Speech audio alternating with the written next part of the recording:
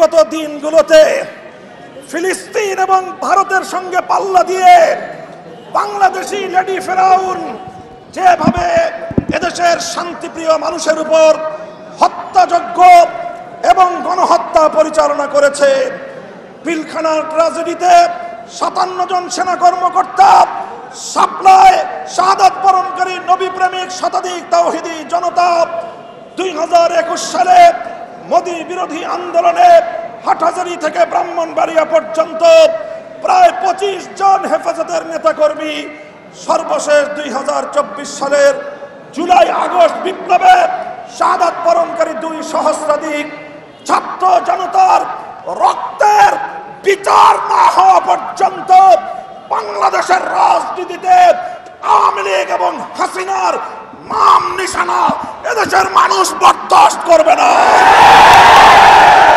শান্তিপ্রিয় দেশের রাজনীতিতে আগুন ঢালবার জন্য আমি বারণ করব, খবরদারে আগুন নিয়ে খেলবেন না।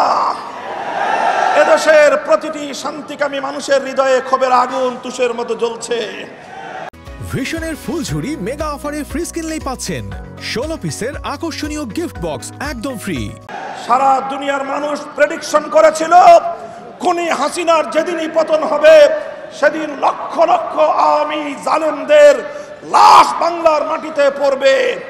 এটাই ছিল সকল মিডিয়া এবং দেশি আন্তর্জাতিক পর্যবেক্ষকদের পূর্ব ধারণা।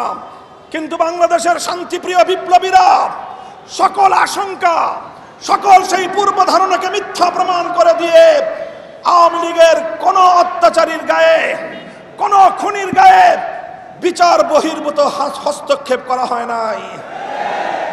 তারা এখন সেই সুযোগ পেয়ে আবার এই বাংলার মাটিতে শহীদের রক্তের দাগ মুছে যাওয়ার পূর্বেই রাজনীতি করবার দিবাস্বপ্ন দেখছে। আমরা পরিষ্কার ভাষায় বলে দিতে চাই, আওয়ামী লীগ বাংলাদেশের রাজনীতিতে আসতে হলে আমাদের লাশের উপর দিয়ে আসতে হবে। রক্ত দেব, জীবন দেব, খুনি বাংলাদেশ বিরোধী শেখ হাসিনা এবং তার রেসপন্সারদেরকে বাংলার রাজনীতিতে পুনর্বাসন করবার যে কোনো পদক্ষেপকে আমরা রুখে দেব ইনশাআল্লাহ। আমরা অনতিবিলম্বে শেখ হাসিনা সহ তার সকল খুনি মন্ত্রী পরিষদের সদস্য এবং প্রশাসনের শীর্ষ কর্মকর্তাদেরকে সহ সকল খুনিদেরকে বিচারের আওতায় এনে অনতিবিলম্বে তা কার্যকর করবার জোর দাবি জানাচ্ছি। বাংলাদেশ শান্ত থাকুক, বাংলাদেশের মানুষ নিরাপদ থাকুক, আর কোনো প্রতিহিংসার রাজনীতি বাংলাদেশে যেন পুনর্বাসিত না হয় সেই উদাত্ত আহ্বান দেশবাসীর প্রতি সকল রাজনৈতিক এবং সকল পক্ষীয় শক্তিগুলোকে সেজন্য আমি ঐক্যবদ্ধ থাকার উদাত্ত আহ্বান জানাচ্ছি।